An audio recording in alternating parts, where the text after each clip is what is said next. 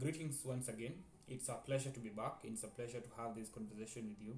Unfortunately, for the last week, I was not able to do a video. I was out in the field, and actually, I'm bringing to you today reflection from those engagement that I had in the previous weekend and the previous week, as I was participating in the Hospital Pharmacists Association of Kenya annual symposium, which was happening at Eldoret in Kenya. So when we look at this particular topic that I'm going to talk about, there are certain things that happen when we go to a symposium. What are the dynamics of it? You meet new people, you learn about new concepts, new fields of practice, new advances in science and professional practice, which are amazing because you now see what other possibilities lie out there for you as a professional and for the industry and for the profession as it advances. So then when we learn of these things, the question we need to ask ourselves, how do we make value of those kind of learnings and those insights? And on that account, then the most important thing that I'm going to talk about today is around networking, and with a focus on professional networking for young professionals. When we talk about professional networking for young professionals, we need to ask ourselves, why is it that young professionals need to network? Why do we look at networking as a key ingredient?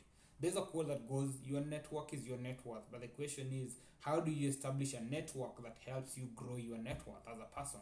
And the network might not be financially in economic terms, but it could also be in terms of your spiritual growth, your professional growth. And in this case, I'm looking at it from a professional standpoint. How are you growing in your profession to be a qualified and expert in the line of work, and to be qualified to be able to deliver better services, better pharmaceutical services, better quality care services, whatever in the field of practice that you are in? How do you position yourself to be a professional that is of repute, a professional that is trusted, a professional whose judgment in terms of service delivery would be counted on when people are looking at the professional acumen these people possess? So that is where we need to ask ourselves, how do you make networking helpful in growing from a professional standpoint? And we all know, as you grow your net worth, as you grow your professional acumen and all that, the dynamics of the industries are changing. And one of the key bit most people currently are talking about is, for you to get a job, you need to network, you need to get people who are going to recommend you in job positions, whatever it is. That's a good approach to it, yes. But the other, beyond the getting you the job, networking is going to expose you to new ways of thinking. I look at it from the professional that we have in our industry who are practicing in the non-conventional lines of practice. Doing my pharmacy graduate degree, all the field that I knew were possible were either you're doing you're an industrial pharmacist, hospital pharmacist, which is also hospital clinical pharmacy, or a community pharmacist. Coming into the practice, I've seen people practicing in very diverse fields of practice. Diverse fields either in the healthcare sector, in the banking sector, in the financial services, technology-based companies and all that. So all these options are there. But unless you know the possibilities of having such opportunities, you'll never know a pharmacist can get into such a place. So how does networking come to play a role in helping you know what possibilities lie out there? It is by getting into the spaces where people are, getting to know what are the possibilities, and getting into the move and actually learning and applying some of the skills and the lessons that you're learning in your professional development journey. And that is the most critical thing that I'm looking at when we're talking about professional networking, and how our young professionals we can take advantage of that. And during the conference, at the end of the day, we had a meeting with young pharmacists, and we're asking ourselves, how do we make networking work for us? How do we network in the first place? When you talk about networking, people talk about it in the sense of, I know so and so, at least I've met them also. It's good to meet someone. It's good to have the initial first impression and the first connection with that person. Probably you get your email, get their contact, which is good for you. But beyond that, how do you get value? By meeting me in an engagement in a conference, picking my number, getting my email address and going with it, that doesn't give you value. Because probably you've not even known what I'm practicing in. You've not established a common area of interest in terms of what you'd want to pursue. So how do you make that networking work for you? First thing, definitely when you go to a conference, when somebody makes a presentation, you have some interest in whatever they're presenting on, and you'd want to catch up again with them after the conference. The first thing is to reach out to that person. Human nature, we are social beings with storytelling capabilities, and it is because of our storytelling capabilities and skills that we've been able to advance in our practices, to develop, to evolve over time. That is why you have new books that are coming. We have people talking about industrial revolution, the fourth industrial revolution coming up. What is driving these kind of developments? It's our ability to tell stories of what we experienced, what we are doing, and how we envision the future to be. And then once we envision a future and we put that thought to paper in terms of concrete words, then we are able to implement them. And that storytelling is our strength as human beings. So how do we take storytelling to be good in our networking? Everybody needs airtime. Everybody wants an opportunity to express their thoughts, to express their feelings. Give the person you're networking with, probably you might not know what you want to ask them of. If you know that is good for you, ask the questions, share your ideas, and establish a common narrative where you have a common nexus of interest.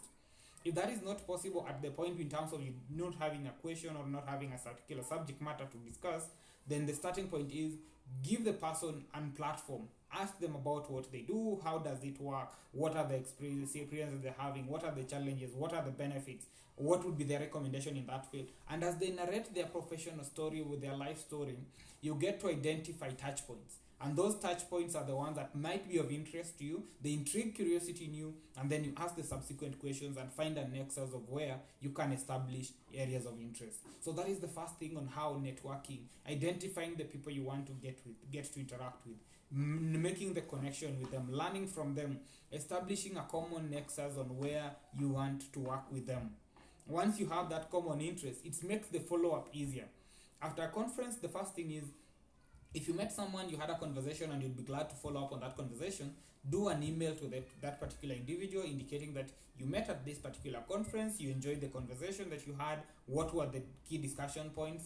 You'd be glad to have a follow-up, whether it's on call, chat, whichever, or even a physical meeting. Make that communication so that person realizes, by the way, whatever we had shared, it meant something to this person, and I'll be glad to follow up on that conversation. And if you follow up on that conversation, you see how to drive growth, how to drive your professional development by fostering such kind of networks that are going to be of value to you. The other thing that is important is once you've established those networks and you have somebody within the professional line that is a contact, that is a network within your network, then you need to ask yourself, what are the next steps in terms of making value out of that kind of a networking opportunity? You've networked with someone, you've gotten areas of interest. Are you able to express what you really are looking at beyond your networking? It might be basic networking, just getting to learn from them, which is amazing. At some other times when we talk about networking, some people are coming into networking with objectives. I'm looking for a job and I hoped I could meet somebody who would be an employer. But if you don't ask for that job, nobody's going to give you the job. Knock and the door shall be opened. Seek and you shall find. And therefore you have to ask, you have to make it clear that, well, this is my area of interest based on the conversation that you had, and I'm currently actually open for any job opportunities, and in case you hear of anything, I'd be glad to follow up. Then that makes the conversation open, and they have you in mind because of the initial conversation. And that is the point where you establishing a nexus makes it easy, because somebody is interested in their line of work. You are interested in your line of work. When you have a common interest, it makes it easy for them to remember you. It makes it memorable. And being memorable means they are able to connect your story to whatever they're doing, connect your story to a particular person who would be recruiting, who would be looking for something. That makes it easier for you. In the next phase, when I talk about where do you network, the first starting point, I just talked about the HOPAK conference. The conferences are good opportunities to network. But beyond physical engagements with people, even the virtual ones, when you go to Zoom and you go to Teams, these meetings that we normally have in webinars, even on the chat conversation, you can share your LinkedIn profile, you can share your information, you can engage with people based on what they are sharing, and you follow up in connecting with them on LinkedIn. Social media platforms are available. Make that conversation work for you, and reach out to people, start the conversation and get an engagement on what do they do that is of interest to you, how do these interests align so that you can work together towards a common future together. If that is done for you, you'd be at a better level, and that would be a success for you in terms of establishing meaningful connections, meaningful human connections that drive value and drive growth. They want to derive value out of it. You always want to deliver value out of it and get that value for yourself. Make the best of that. Then who do you network with? I said there's some people that may make presentation in the conferences, whether webinar, virtual, or physical. You find an area of interest. Another thing would be you have an industry that you are interested in, but you don't know how to get into that space. The question is, who is working in that space that you can reach out to? Please reach out to them. Social media platform, and actually there is one thing that I recommend. LinkedIn is a professional networking platform, and it has so much potential. You have access to anybody you'd ever want to get to contact with. Reach out. The worst that can happen is they fail to respond to your message.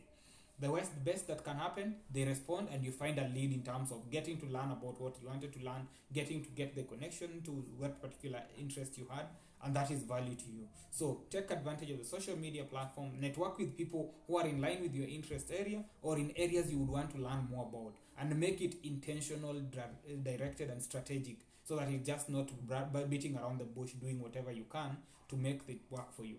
And I think as we're doing our networking, being intentional, being out there, being outspoken, and being clear in terms of what are we looking for in our networking pursuits would be of value.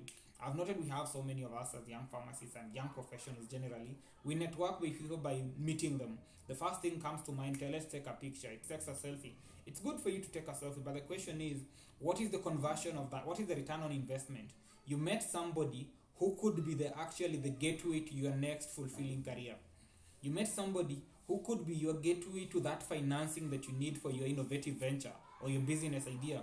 But because you are not prepared, because you are not intentional, and because you are not strategic, you never made value out of it. And at the end of the day, you'll realize that I wish I had that. And those regrets are not what we wish for. So make the best of those opportunities. Go out there, network with people. Networking is about establishing meaningful human connections. When you're establishing meaningful human connections, it's about what are their interests?